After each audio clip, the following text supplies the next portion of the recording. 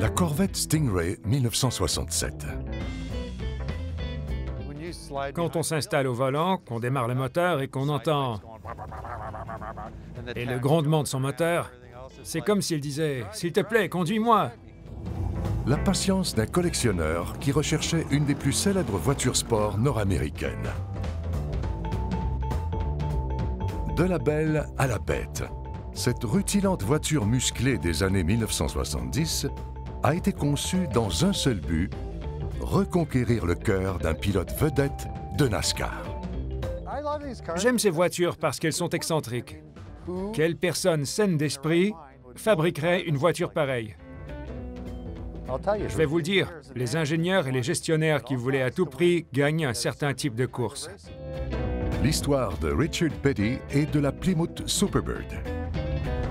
Et une beauté de 1938 avec un cœur de voiture de course.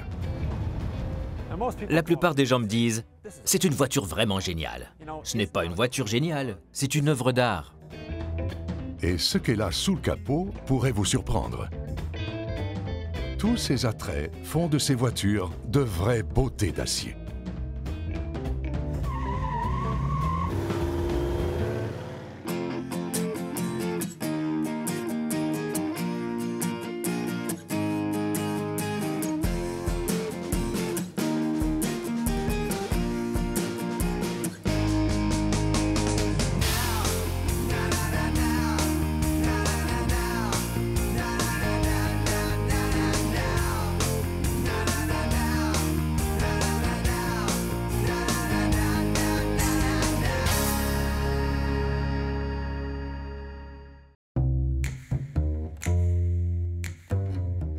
Jim Bodanis possède de nombreuses voitures de collection.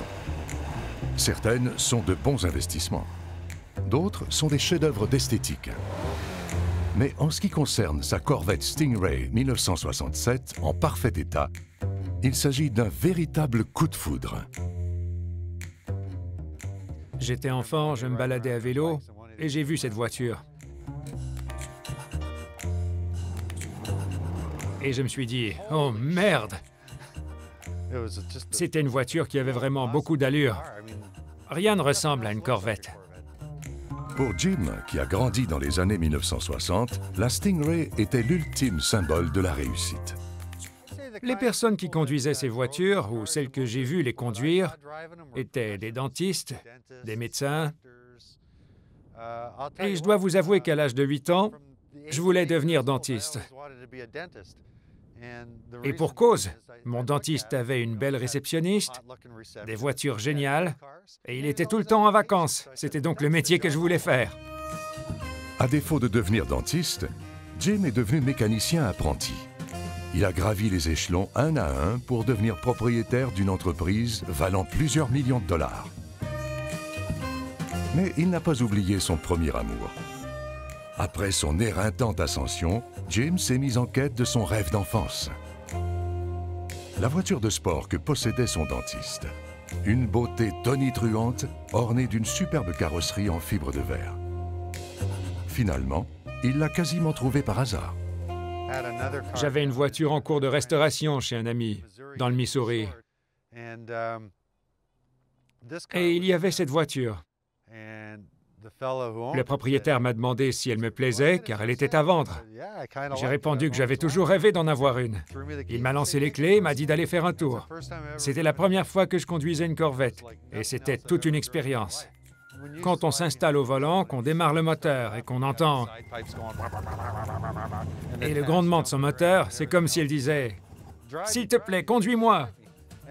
Et une fois qu'on est sur la route, qu'on passe les vitesses, et qu'on accélère un peu, ça part au quart de tour. C'est fantastique.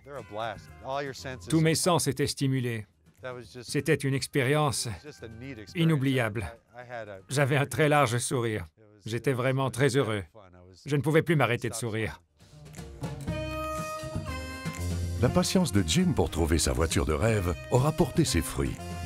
C'est une Stingray de collection en parfait état. Le meilleur exemple de ce dernier modèle de deuxième génération et peut-être même le meilleur exemple d'une Corvette du milieu des années 1960 qu'il vous sera donné de voir. C'était le dernier modèle de cette génération de Corvette qu'on appelle C2. Il a été produit de 1963 à 1967. On peut dire qu'il n'a pas pris une ride. Je le conduis, je peux donc affirmer qu'il a bien tenu le coup. La Stingray a été créée par Bill Mitchell, concepteur de la Corvette, un homme qui aimait les lignes fluides et aérodynamiques. Il croyait en la formule testée et approuvée, long, bas et large. C'est pourquoi il a doté toutes ses voitures de sport d'un capot long et surbaissé. Certains souligneront que cette voiture n'est pas aussi aérodynamique qu'elle en a l'air. Mais Jim ne se lasse pas des courbes généreuses qui l'ont séduit lorsqu'il était enfant.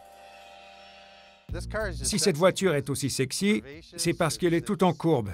Elle a tout ce qu'il faut là où il faut.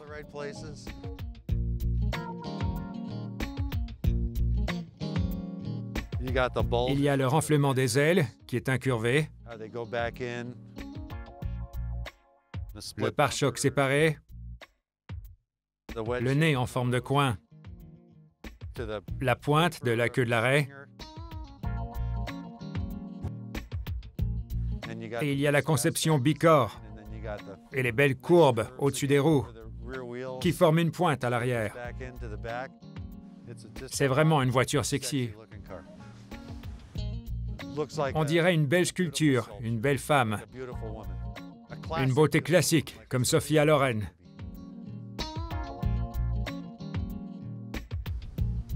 Elle est vraiment attrayante.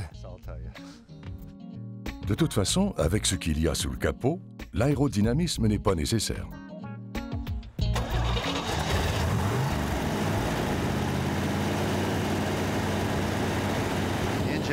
Cette voiture possède un moteur de 7 litres qui développe 435 chevaux vapeur avec 3 carburateurs Holley. Elle n'est pas toujours facile à tenir dans les virages, mais en même temps, c'est plutôt amusant. Le son des pots d'échappement latéraux. Le son des 3 carburateurs quand ils sont grands ouverts. C'est de la pure musique. L'enfant à vélo qui est tombé amoureux de cette voiture n'est pas bien loin. La Corvette Stingray 1967 aura toujours une place de choix dans sa collection. Depuis que j'ai vu cette voiture quand j'étais enfant, je me suis dit que j'aimerais en avoir une, que je devais vraiment en avoir une un jour. Et ce jour est arrivé.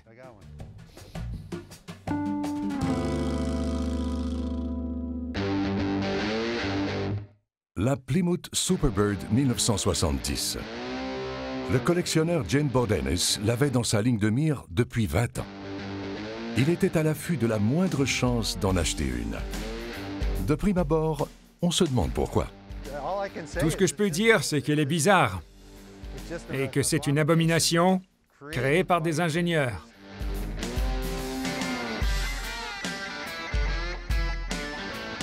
Ça ne fait aucun doute, la Superbird est une voiture vraiment très laide. Mais elle n'a pas été conçue pour plaire aux masses. Plymouth a construit cette voiture avec une seule personne en tête, le légendaire pilote de NASCAR, Richard Petty. En 1968, il courait pour Plymouth, mais il n'était pas satisfait des performances de sa Roadrunner. Il a donc quitté Plymouth. Et ce n'est pas tout. Il est allé courir pour Ford, le grand rival de la marque. La réaction de Plymouth a été immédiate et sans équivoque. On veut récupérer notre pilote, Richard Petty. On va construire un modèle juste pour lui, pour qu'il revienne gagner des courses chez nous. Pour regagner les faveurs du pilote, les concepteurs de Plymouth ont décidé d'appliquer à la Roadrunner 1970 la même ingénierie qu'à la Charger Daytona, très aérodynamique. Le résultat? Une Plymouth Superbird 1970. Une Roadrunner, mais super. Une super Roadrunner, donc une Superbird. Il fallait créer une super Roadrunner. Richard Petty considérait que la Roadrunner n'était pas suffisamment aérodynamique. Il la trouvait trop volumineuse pour être performante sur les circuits de course. Il voulait conduire la Dodge Daytona, plus profilée et plus aérodynamique. Pour lui faire conduire à nouveau une Roadrunner, il fallait se montrer convaincant. Au bas mot, il fallait une voiture qui puisse gagner. Les ingénieurs ont dû se concentrer sur les aspects techniques de la voiture, au mépris de toute considération esthétique ou autre. Ils se sont dit que pour gagner des courses, il faut tel aileron, tel nez, tel élément. Et tant pis pour le reste. Et c'est ce qu'ils ont fait. Et ils ont gagné leur pari. Richard Petty a aimé ce qu'il a vu et il est revenu chez Plymouth pour la saison 1970. Bien qu'il ait manqué 5 courses pour cause de blessures, il a remporté 18 courses NASCAR cette année-là et a fini 4e au classement général. On imagine la place qu'il aurait obtenue s'il avait couru toute la saison. C'est un gros moteur de 7,2 litres alimenté par 3 carburateurs Holley. Quand le trio de carburateurs est grand ouvert, ça joue une jolie mélodie. On entend les pots d'échappement à l'arrière et les 7,2 litres qui essaient d'ingérer à la fois le capot et le monde.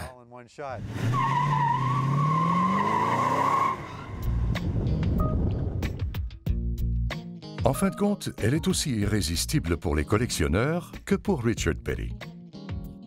Quand les gens me demandent pourquoi cette voiture a autant de valeur, je leur dis que ça fait 40 ans qu'elle est en rupture de stock. Alors si vous en voulez une, il faut y mettre le prix. C'est le moins qu'on puisse dire. Il y en a très peu sur le marché. Ce modèle ne court pas les rues. Sur les 1900 et quelques voitures qui ont été construites, il y a environ... On en a recensé environ le tiers. Il y en a sûrement quelques-unes dans des granges et quelques-unes qui sont devenues des boîtes de thon, qui sait. La Superbird est désormais l'une des voitures musclées les plus chères et les plus recherchées de cette époque. De nos jours, le modèle de base 444 avec le moteur de la même capacité peut valoir bien au-delà de 100 000 $, tandis que la Superbird avec un moteur EMI peut atteindre le demi-million de dollars. Avec de tels prix aujourd'hui, il est difficile d'imaginer que cette voiture a été un échec à l'époque. Quel meilleur investissement pour un fabricant automobile que de miser sur un pilote du calibre de Richard Petty, vainqueur du Daytona 500. Le problème, c'est que le règlement NASCAR imposait aux fabricants de produire aussi leurs modèles pour le marché grand public. Autrement dit, pour qu'une voiture de course puisse légalement participer à une compétition NASCAR, il fallait qu'elle soit aussi offerte au grand public. C'est ainsi que Plymouth a dû produire et vendre 1920 Superbird en Amérique du Nord en 1970. Il fallait produire environ 2000 voitures, et ils l'ont fait pour récupérer Richard Petty et gagner des courses. Ils ont construit 2000 voitures pour le grand public. Se sont-elles vendues? Non. Bien qu'elle ait conquis le cœur de Richard Petty et obtenu des résultats impressionnants dans les courses NASCAR, la Plymouth Superbird n'a pas suscité l'intérêt du grand public. Et elle a pris la poussière chez les concessionnaires. La raison? Eh bien, les gens la trouvaient laide. En fait, comme il y avait beaucoup de gens qui la trouvaient laide, elle ne se vendait pas. Les concessionnaires avaient du mal à s'en débarrasser. Pour ma part, c'est sa laideur qui fait sa beauté. Et au fond, quand on conduit une voiture musclée aussi puissante que la Superbird, l'apparence importe peu. Ce qui est amusant quand on conduit cette automobile, c'est qu'on oublie son nez. Il y a beaucoup de gens qui s'inquiètent parce qu'il ressort trop, mais au bout de 10 secondes au volant, on a totalement oublié le nez. De temps en temps, en regardant dans le rétroviseur, on voit l'aileron et on sourit en se disant « Ah oui, je conduis une Superbird ». La mienne est une survivante de 19 000 km. La peinture, les pneus, les courroies, les durites et les fils de bougies, l'intérieur, tout est d'origine, à part l'air qui se trouve dans les pneus. C'est la seule exception. Pour Jim, cette voiture a un autre attrait. J'ai un faible pour les voitures survivantes, pour les voitures qui ont survécu 40 ans plus tard, à la maltraitance, aux accidents, aux intempéries, peu importe. Le fait qu'elles nous parviennent en si bon état Avec une peinture, une carrosserie et une mécanique impeccable, c'est un miracle en soi. Et le fait qu'en plus ce soit un modèle qui fasse partie de l'histoire de la NASCAR, c'est encore mieux à mes yeux. C'est un coup de circuit.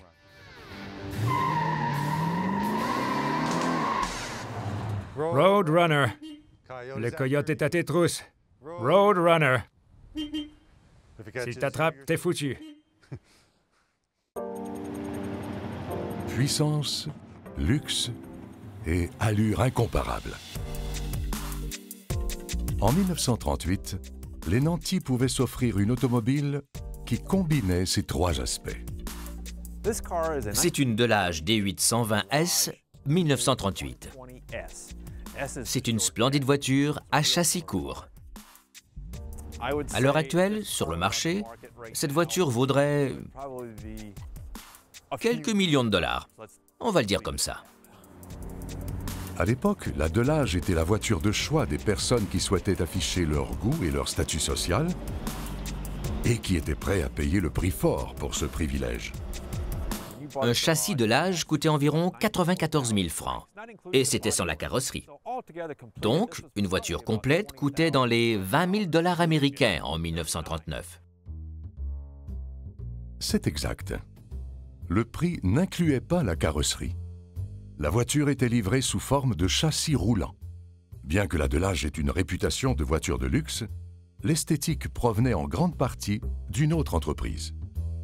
Quand on achetait une Delage, on n'achetait que le châssis et le moteur. Ça incluait le train roulant, les roues, les pneus, et c'est tout. Ensuite, il fallait conduire sa Delage chez un carrossier, qui créait un habillage sur mesure, digne d'une œuvre d'art. Une centaine de carrossiers différents ont assuré l'habillage des Delages. Mais le plus impressionnant et de loin est le coupé aérosport de Le Tourneur et Marchand à Paris. C'est une des voitures les plus aérodynamiques de l'époque. Ils en ont construit 12 et il en reste 6 à travers le monde.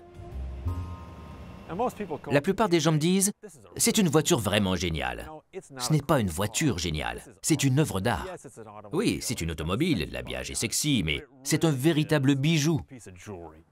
La quantité de détails dénote un travail d'amour. Ce n'était pas pour gagner de l'argent, c'était pour créer de l'art. Michel-Ange ne faisait pas des tableaux pour gagner de l'argent, il peignait pour l'amour de l'art. De la même manière, avec cette voiture, Le Tourneur et Marchand cherchaient à repousser les limites, à se faire un nom et à montrer ce dont les Français étaient capables. Il est facile de comprendre pourquoi on appelait la Delage la belle voiture française. Fabriquée à Paris, elle affichait son curriculum français par une myriade de détails et de caractéristiques évoquant la haute couture. Si le client désirait avoir un intérieur en peau de crocodile ou de léopard et qu'il était prêt à y mettre le prix, c'était possible. Si on allait quelque part, à l'opéra par exemple, avec sa Delage et qu'il y en avait une autre dans la rue, on pouvait être certain que même si elles se ressemblaient à première vue, elles étaient totalement différentes. En plus d'être des modèles uniques, les Delage des années 1930 sont des objets d'art. Après tout, il n'y a pas beaucoup de sculptures fonctionnelles qu'on peut façonner à son goût. Chaque voiture était légèrement différente. Par exemple, sur ce modèle, les fentes du moteur sont un peu plus larges. Il a donc fallu utiliser un autre outil pour les réaliser. Chaque coupé sport avait un nombre différent de fentes. Les essuie-glaces. Selon les modèles, ils pouvaient être en bas ou en haut du pare-brise. Ils pouvaient être à levier ou non. Parfois, les antibrouillards étaient carénés, comme ici. Parfois, ils étaient montés à l'extérieur. Et parfois, il n'y en avait pas. Le fait qu'il y ait des charnières en haut et en bas des portières et qu'il n'y ait pas d'espace entre les deux, c'est très bien pensé. Si chaque modèle habillé à la main comportait des petites touches personnalisées, il y avait tout de même des éléments communs. La carrosserie de la Delage était typiquement bicorps, avec une colonne vertébrale qui divisait la lunette arrière en deux. Les vitres et le pare-brise suivaient le modèle vue totale de la Bourdette, qui améliorait la visibilité en supprimant les montants sur les vitres. La plupart des véhicules comportaient des cache-roues à l'arrière, tandis qu'à l'avant, 4 pots d'échappement chromés traversaient la calandre. On ne peut pas contester l'opulence de cette création. Toutefois, comme pour tout ce qui est beau, il faut être prudent lorsqu'on y touche. À l'époque, on ne parlait ni de sécurité, ni d'espèces menacées. Tant qu'on était prêt à payer, on pouvait obtenir tout ce qu'on voulait et comme on le voulait. Voici un bon exemple de sécurité. C'est le pot d'échappement et il est brûlant, parce qu'on a conduit la voiture tout à l'heure. La personne qui s'appuie là-dessus risque de s'en souvenir longtemps. La chaleur du pot d'échappement n'est pas anodine. Elle démontre ce que cette belle a dans le ventre. Il faut dire que le cœur de cette machine a été créé par un amateur de course. Ce que je préfère de cette voiture? Oui, c'est une merveille esthétique, mais c'est aussi une merveille mécanique. Elle a un gros moteur V8. Elle a une transmission avec commande manuelle. On n'a pas à utiliser l'embrayage, comme dans une voiture de F1. Et elle en a vraiment dans le ventre. On est allé en Floride pour un rallye. On l'a poussée à 115-130 km/h sur le tarmac. Plus on va vite, mieux elle fonctionne. Elle adore foncer sur l'autoroute. Louis Delage était un homme de goût, quoique exubérant, et ses voitures 8 cylindres, longues et surbaissées, aux performances impeccables, étaient à l'image de leur créateur. Lorsqu'il a fondé son entreprise éponyme, Delage ne jurait que par 2 préceptes. 1. Ses automobiles devaient avoir le plus haut niveau de qualité. 2. Elles devaient respirer la beauté et l'art. On peut dire que ces petites merveilles sont à la hauteur de ces préceptes. Le grand acteur Peter Ustinov a dit « On conduit naturellement une Alfa Romeo, on se fait conduire en Rolls, mais on offre une Delage à sa maîtresse préférée. » La Delage était le pendant automobile de la femme fatale. Une voiture dangereuse et raffinée, dont la moindre courbe évoque la séduction. L'arrière de la voiture incarne l'essence de la Delage. La façon dont c'est incurvé, ces beaux petits angles et cette sorte d'aileron. On dirait vraiment quelque chose qui vient d'un océan préhistorique. C'est comme une sorte de requin ou de baleine préhistorique qui évoluait dans l'océan il y a fort longtemps. Il y a de belles lignes, des belles courbes, mais aussi des extrémités prédatrices qui semblent prêtes à mordre.